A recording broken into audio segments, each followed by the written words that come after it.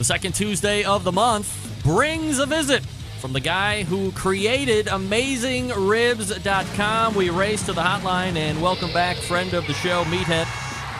Hey, Meathead. Hey, Greg. Hello, Centralites.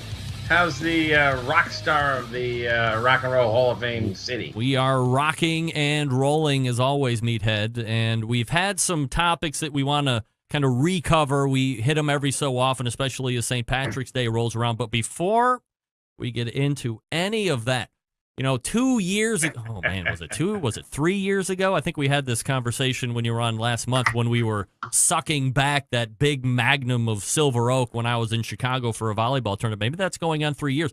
But you had mentioned specifically, and it stung in my brain, that if you have properly cooked lamb, this is something that literally can change your life. I didn't doubt you. I didn't have lamb that night we were at the Weber restaurant. And as I left, it's just not, maybe almost like turkey. You hear about it. You don't really cook it a lot, but lamb doesn't really have a Thanksgiving, I guess. But it just wasn't on the top of my brain. And then lo and behold, I'm in Louisville, Kentucky this past weekend at Noah Glanville's house, owner of Pit Barrel Cooker. And he had 2, I guess, racks of lamb that you ended up like cutting in the little chops. And I have to tell you, simply prepared, medium rare to internal temperature. And when I sank my teeth into that first bite, I immediately thought of you and how this was what we were going to be leading with coming in on Tuesday. So I'm obviously not telling you anything that you don't already know, but for the folks that aren't experienced with lamb, let's hit on that just a little bit, what you should be looking for, where you should buy it, and then your favorite ways of prep. Well, I got to tell you, Greg, if you're a red meat lover, if you love beef, you're going to love lamb if you get the right cut and you cook it properly. Yep. If you placed me equidistant between a rack of lamb and a beef ribeye, I would die of starvation trying to decide which one to eat first. A ribeye steak comes from the loin primal, the rib primal, and a rack of lamb is the exact same cut, only it's a lot smaller. There's 8 bones, and you cut between the bones, and you get these little lollipops, and they're very small, but they're essentially ribeye steaks from the lamb. And they are as tender and juicy. They do taste a little different than beef, but they're very similar to beef. And if you're thinking they're going to be gamey, you're wrong. Ribeye steaks and ribeye or lamb loin chops, rather rack of lamb chops, are just spectacular and equally wonderful. And you cook them the same way, medium rare. Use a simple rub. You can go with straight salt and pepper. A lot of people like rosemary and garlic on them. I've got a couple of rub recipes on AmazingRibs.com that work great on lamb. But they're fantastic, absolutely fantastic. A lot of people think lamb tastes awful because they had it when they were young and they probably had mutton, which is old lamb. What does that mean, old lamb? Like old in age, like an old lamb? No, it's from an older animal. Okay. It's from a mature animal. If you go back down to Kentucky and head over to Western Kentucky, where they do lamb shoulder like they do pork butt and many other places, you're getting mutton. You're getting mature animal, and it's cooked to 200 degrees. It's pulled, and it's a whole different animal, and it's a whole different taste sensation. The 2 best cuts on the lamb are the rack of lamb, which is the same thing as a rib primal, which typically on a steak, on a beef, is 7 bones. On a lamb, it's 8 bones, and they're little tiny rib bones, and you can cut between them, and you've got these tomahawk chops.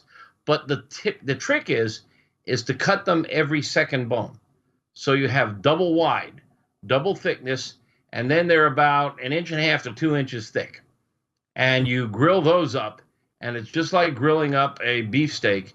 They're phenomenal. Now, lamb fat. Meathead, let me interrupt you for a second. Do you want to take a phone call?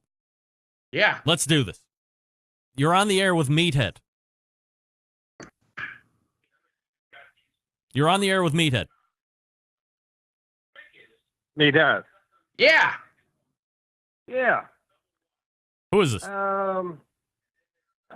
It's Phil from North Carolina. Hey. Are you still with Meathead? Yeah, go ahead. Do you have a question? Yeah. I'm a fan of the gyros. Yep. So, how do we? Is that a roast or what? Okay. Touch on it quickly. Gyros is ground lamb. Typically, it's ground lamb, ground beef, and ground pork, all mixed together into what is essentially a meatloaf. And it's put on a vertical rotisserie, and it's cooked in front of a gas flame. And it rotates and it rotates. And in the restaurant, they take a thin knife and they slice just the brown surface, and they keep slicing just the brown surface so you get that crusty bit. It is something I have tried to perfect for the backyard barbecue, and it's really hard to do on a regular rotisserie, which is horizontal, because it's ground meat. It's like trying to put a meatloaf onto a rotisserie. It sags and it falls off. On a vertical rotisserie, it works. And I've seen guys who have jury-rigged a rotisserie gizmo so it sits vertical. I'm still playing with it, but it's basically a mixed meat meatloaf cooked on a vertical rotisserie. It's served with a tzatziki sauce, which is yogurt and mint and a few other things. It's wonderful. I love it. I believe it was invented here in Chicago. I'm not 100% sure, but it's a lot of fun, and it does have lamb in it, but it usually is not pure lamb. All right, so you were talking about double wide chops before the gentleman called in. These are rack of lamb chops. Yep. So visualize just like a beef ribeye, a whole rib roast, only smaller, 8 bones. I would say an 8-bone loin chop is maybe 8 inches. And you have to trim off the fat. This is important. Lamb fat is kind of funky. Fat. It is odd tasting. So you trim off most of the fat. I don't like it as well as beef fat. And you don't have to worry about marbling because this is a very small young animal, and it's just really tender, really delicious, and you don't need to have a lot of marbling in it. So you trim off all the exterior fat. Now, the other cut that's really worth paying attention to is the lamb loin chops, which are essentially porterhouse steaks. They have a T-bone in them, and on one side is the tenderloin muscle, and the other side is the strip steak. And these you can get, and they're usually 1.5 inches thick. Oh. And these little T-bones are no bigger than your fist. They're really small, and you cook them really hot and fast. And I have another recipe I do for them, a very quick marinade in balsamic and oil and garlic and rosemary, and they're fantastic. Meathead, from a meat selection or a lamb selection, is this something that is akin to some of the beef that we're seeing out now? Are there different grades, or what you find at Costco is going to be just as good as if you get it somewhere else? No, it hasn't gone that specialized yet. I'm sure there are different breeds of lamb. I'm sure. Usually lamb is a spring dish, spring lamb. A lot of it comes up from New Zealand. They're famous for their lamb down there. You said there's not like turkey for Thanksgiving, but lamb is traditional in many homes for Easter and Passover, which are both spring dinners. In fact, lamb is prescribed as part of the Jewish Passover, although most of the time it's pot roast or something else. But There's one other cut of lamb that's worth discussing, and then another, and that's the leg of lamb. And the leg of lamb is a lot like a pork ham. It can be, it's about the size of a small football. Yep. And it has a bone running through it. It also has what's called the H bone, which is a hip bone. And you can roast it bone in, or you can try to take it out. If you take it out, you get this kind of big floppy thing that you can stuff and roll up, or you can put all kinds of herbs in it and roll it up. And again, these things, but all three of these cuts, the rack of lamb, the loin chops, and the leg of lamb are best medium rare to medium, reddish to pink, 130 degrees to 135 for medium rare, 135 to 140 for medium, they're absolutely spectacular. A great thing to do with them is a board sauce. If you don't know what a board sauce is, go to AmazingRibs.com and look up board sauce. But basically, it's a bunch of chopped up herbs and some olive oil that you throw on your cutting board, and then you cut the meat on top of it and roll it around in it. And it's shocking. The herbs and stuff don't take over. They really mellow with it. But really, if you've just been skeptical or been afraid of lamb, just go get a rack of lamb or some loin chops.